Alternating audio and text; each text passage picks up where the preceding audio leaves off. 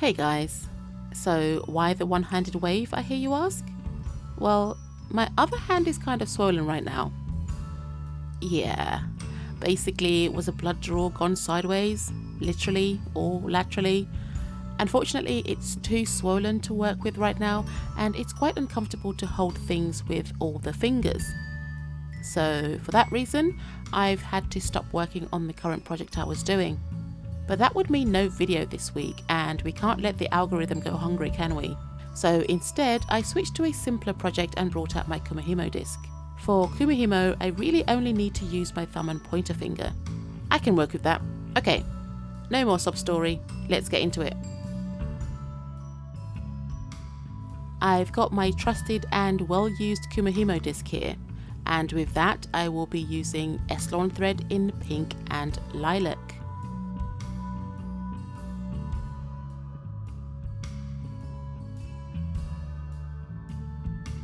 I also have a rose gold lobster claw keychain which I'll be adding to that, and I wanted a pastel rainbow this time, so I have chosen my 80 bead colours in pink, orange, yellow, green, blue, and of course purple.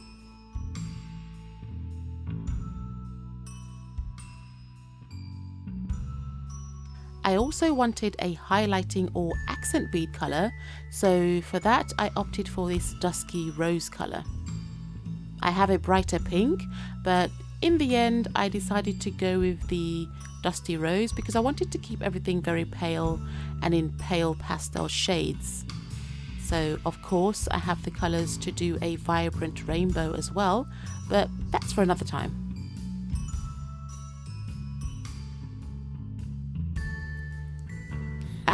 Okay, I actually forgot the measurements for this string because I used a previously cut thread as a measure to cut the next one. In my first few Kumihimo videos, I go into much more depth about the setup, working out the measurements and how to set up the colours and such. I will include links to those videos in the description box below, so check them out if you so feel inclined. Otherwise, eyeball it like I did.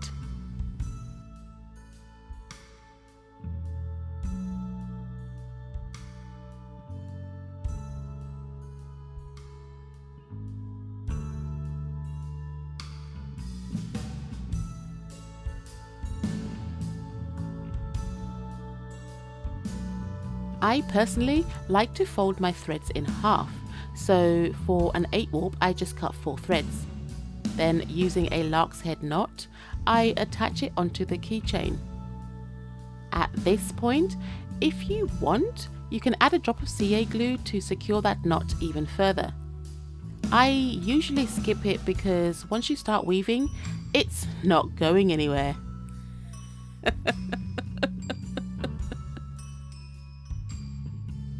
With the knot secured, it's time to load it up onto the disc. I usually choose the threads in neighbouring pairs and place them on the cardinal points around the disc, so basically north, south, east and west. It doesn't really matter if the threads cross at this point, but I just don't like the way it looks, so I separate them evenly for a cleaner look and a cleaner start to the weave. After the threads are on the disc, I loaded up my beads. For the sake of brevity here, I loaded all the beads off camera on all but one thread. This was one of my accent bead threads, which you will see me do now.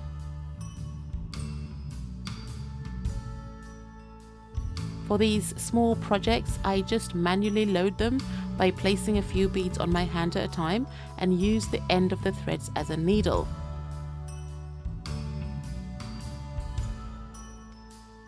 For a much larger or longer project, I would actually need to use my bead spinner.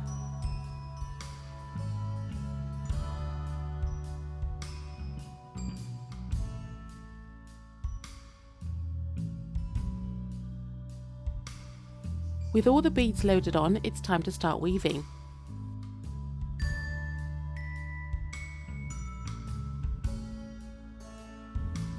I normally start off just going around the board without any beads, just to give enough space for the beads to nestle into later. For reference, once around the board is when all 8 threads have been woven. As I am right-handed, I started with the thread on the right, bringing it down to the right side of the threads at the bottom. Then picked up the leftmost thread and took it back to the left side of the top thread. You might want to do this the other way round if you're left-handed, so it's basically a mirror image. As I mentioned earlier, I've talked about this in much more depth in my first Kumihimo video, so this is really more a watch me work thing today. So I'm just going to get stuck in.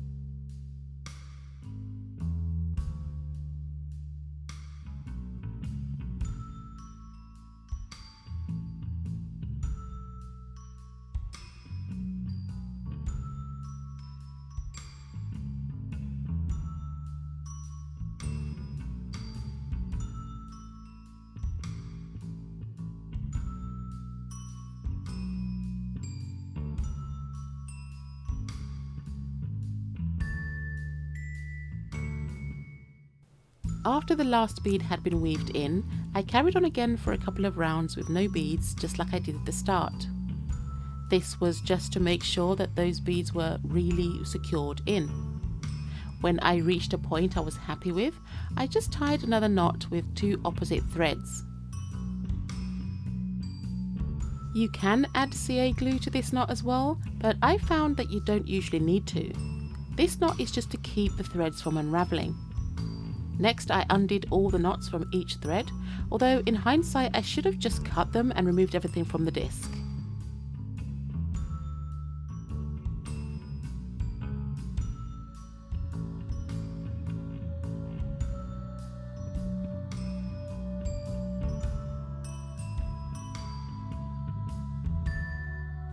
To finish up this project, I have a few options. I have these diamante spacer beads in purple, pink, and a box that includes 3 colours of silver, gold, and rose gold. I think the purple is too dark for this pastel look that I'm going for, and the pink is fine and a good option, but I decided on the rose gold to match the lobster claw clasp. I then cut the strings to the same length to make this next part slightly easier.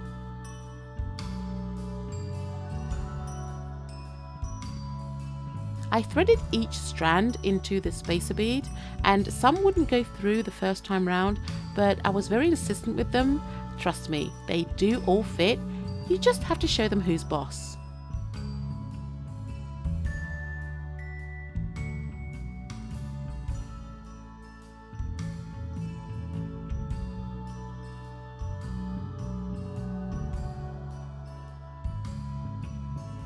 Anyway, this part hurt a little since I forgot about my hand and needing to pull that spacer bead tight into the woven section of the thread.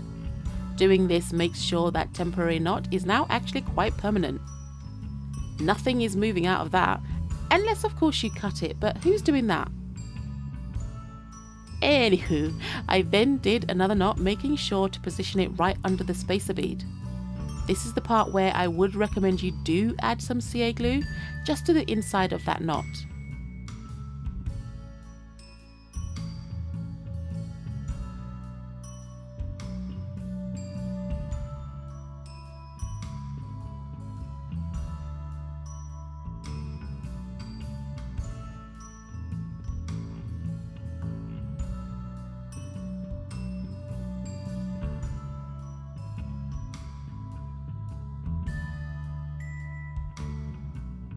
With the knot secure, cut the thread to the length you find preferable and introduce the ends to fire.